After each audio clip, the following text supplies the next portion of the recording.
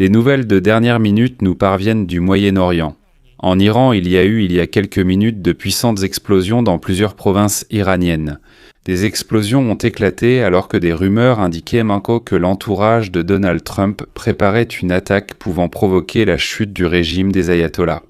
Actuellement, des informations apparaissent selon lesquelles les explosions visaient à éliminer le commandant de la marine du corps des gardiens de la révolution islamique d'Iran, ainsi que d'autres hauts commandants du CGRI. En même temps, il a été annoncé que les exercices navals de la Chine, de la Russie et de l'Iran dans le golfe Persique étaient annulés en urgence. Le Wall Street Journal affirme que Donald Trump a demandé à ses conseillers de préparer des attaques rapides et sévères contre l'Iran. Selon son intention, ces scénarios ne doivent pas conduire à un conflit prolongé, mais doivent renverser le régime des ayatollahs à Téhéran, ou, au minimum, obliger ce régime à accepter les conditions américaines concernant l'accord nucléaire. Mais la nouvelle la plus choquante dans ce contexte est la suivante.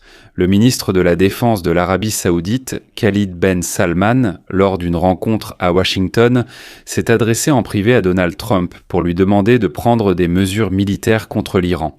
Selon le frère cadet de Mohammed Ben Salman, Trump devra de toute façon agir par la force après avoir déjà proféré plusieurs menaces à l'encontre de l'Iran. Si cela n'arrive pas, le régime se renforcera à coup sûr. Je rappelle que le gouvernement saoudien et celui des Émirats arabes unis avaient déjà promis publiquement à l'Iran de ne pas laisser les Américains attaquer l'Iran depuis leur territoire. Que se passe-t-il actuellement en Iran ? Je m'appelle Alexei Pichi, discutons ensemble de ce sujet, mais avant de commencer, je vous demande de vous abonner à la chaîne, de mettre un like, d'écrire n'importe quel commentaire et de vous abonner à ma chaîne Telegram Pichi News. Le lien est dans la description de cette vidéo. Nous publions des actualités en temps réel dès leur arrivée.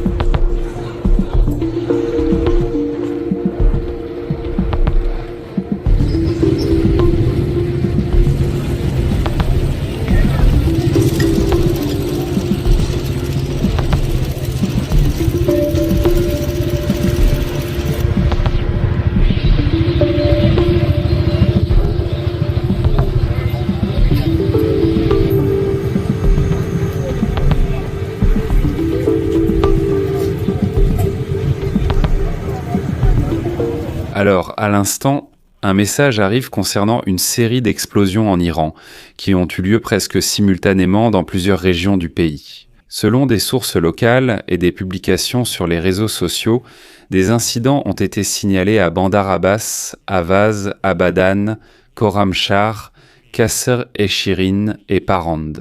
Une attention particulière a été portée au message de Parand. Là-bas, selon les témoins oculaires et d'après ce que l'on sait à l'heure actuelle, l'explosion s'est produite dans la zone de l'un des plus grands sites du corps des gardiens de la révolution islamique d'Iran. Des photos et vidéos circulent désormais sur Internet, prétendant montrer les conséquences de l'explosion.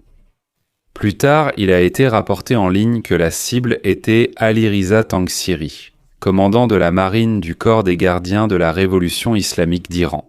Et certains médias ont déjà annoncé son élimination, mais l'agence iranienne Tasnim rapporte que cette information n'est pas conforme à la réalité. De plus, des informations apparaissent selon lesquelles l'explosion dans la ville portuaire de Bandar Abbas aurait pu se produire en raison d'une fuite de gaz. D'autres rapports précisent que le bâtiment n'a pas de gazoduc ni de raccordement au gaz, suggérant donc une attaque. Il faut aussi comprendre que des explosions ont retenti presque simultanément dans plusieurs provinces, mais ici, les experts attirent déjà l'attention sur la géographie. Il est rapporté qu'une série d'explosions a également eu lieu dans d'autres villes iraniennes, notamment à Avaz, située près de la frontière irano-irakienne, où au moins 4 personnes ont été tuées. Et maintenant, on se souvient que c'est précisément dans ces régions qu'il y a eu la plus grande explosion de protestations, et j'ai une vidéo séparée à ce sujet. Pour comprendre les raisons des protestations en Iran et savoir quelles régions ont le plus protesté, retournez sur ma chaîne YouTube et regardez cette vidéo. Mais je penche tout de même pour l'idée qu'il s'agissait d'attaques planifiées, je vais vous expliquer pourquoi. Le corps des gardiens de la révolution islamique prévoit des exercices navals dans le golfe Persique en fin de semaine.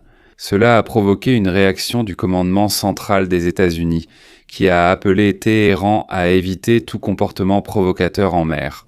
En fait, la Russie et la Chine devant se joindre à ces exercices.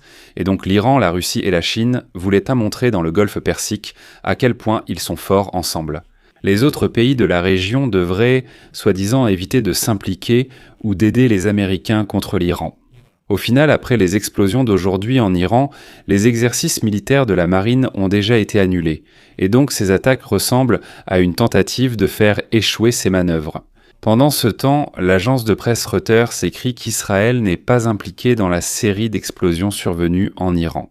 Il faut aussi noter qu'avant les explosions, l'Iran avait placé ses forces armées en alerte maximale face à l'escalade soudaine dans la région.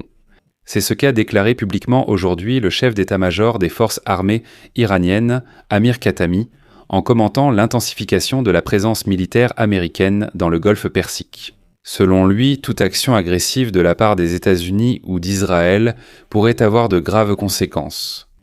Khatami a averti qu'une erreur de l'adversaire mettrait en danger non seulement sa propre sécurité, mais aussi la stabilité de toute la région, ainsi que la sécurité d'Israël.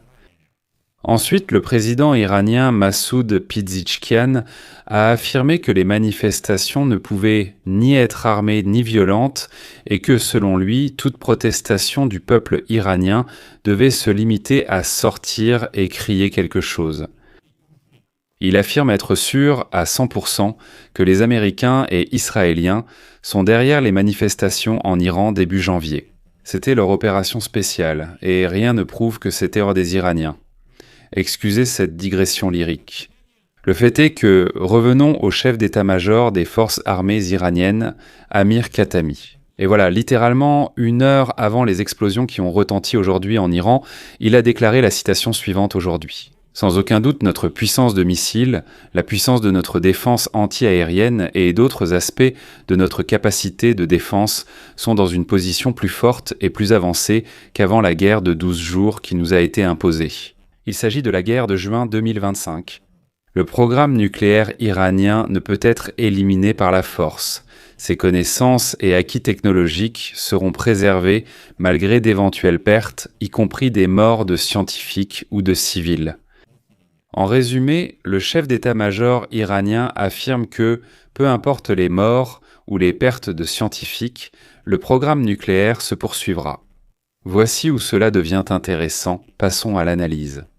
Le Wall Street Journal rapporte aujourd'hui que Donald Trump a demandé à ses conseillers de préparer des scénarios stricts pour une éventuelle frappe contre l'Iran. Selon son idée, c'est étonnant, ces scénarios ne doivent pas entraîner un conflit prolongé au Moyen-Orient, mais doivent pas porter un coup suffisamment fort au régime de l'ayatollah Ali Khamenei. Selon les informations des sources, le scénario optimal prévoit des frappes d'une force suffisante pour que la direction iranienne n'ait pas d'autre alternative que d'accepter les conditions des États-Unis concernant l'accord nucléaire. Comme déjà rapporté ces derniers jours, une liste élargie d'actions militaires contre l'Iran a été soumise au président américain Donald Trump. Comme il est indiqué, ces mesures visent à accroître la pression en infligeant des dommages supplémentaires à l'infrastructure nucléaire et balistique du pays, ainsi qu'à saper la position de la direction suprême de l'Iran. Mais l'information la plus choquante à ce sujet est venue aujourd'hui d'Arabie Saoudite. Le gouvernement d'Arabie Saoudite et des Émirats arabes unis avait promis aux autorités iraniennes de ne pas autoriser les États-Unis à utiliser leur territoire pour des frappes. Mais aujourd'hui, l'agence Axios écrit que le ministre de la Défense saoudien, le prince Khalid Ben Salman, a affirmé à Washington que si le président Trump ne mettait pas ses menaces à exécution contre l'Iran, le régime de Téhéran deviendrait bien plus fort. Par conséquent, il n'y a plus d'autre choix que de frapper. Comme si Trump l'a dit, il faudra le faire. C'est un point important. La veille, des représentants d'Israël et d'Arabie Saoudite sont arrivés à Washington pour conseiller l'administration Trump. Ici, les Saoudiens jouant clairement leur jeu, je vais expliquer. Khalid Ben Salman, ministre de la Défense saoudien, est aussi le frère cadet et l'homme de confiance du prince héritier Mohammed Ben Salman. Khalid Ben Salman était justement à Washington pour des discussions sur l'Iran, alors que la région s'attend à des actions militaires américaines. Et voici l'appel de Khalid à frapper l'Iran. C'est un écart clair avec les déclarations publiques de l'Arabie saoudite qui mettaient en garde contre une escalade régionale et aussi avec l'inquiétude exprimée par le prince héritier Mohammed Ben Salman à Trump il y a 3 semaines. Et il y avait des rumeurs selon lesquelles cet avertissement de Ben Salman était l'une des raisons pour lesquelles Trump avait décidé de reporter la frappe. Son frère Khalid Ben Salman aurait finalement affirmé qu'il fallait frapper. Riyad a donc surpris tout le monde. Ensuite, une citation d'Axios. Khalid Ben Salman a déclaré qu'à son avis, Trump devrait recourir à une action militaire après avoir menacé, ou dans les semaines qui suivent, mais qu'il faudrait aussi essayer d'atténuer les risques d'escalade régionale. Si cela n'arrive pas, la position du régime sera renforcée. Les États-Unis d'Amérique reçoivent désormais un soutien réel, bien que non public, pour des frappes contre l'Iran, y compris de l'Arabie saoudite. Si l'on découvre que les explosions d'aujourd'hui sont également le fait des Américains ou de leurs forces par procuration, on peut supposer que Donald Trump a choisi une stratégie de frappe progressive et ciblée contre la direction du corps des gardiens de la révolution islamique. Je vais m'arrêter là.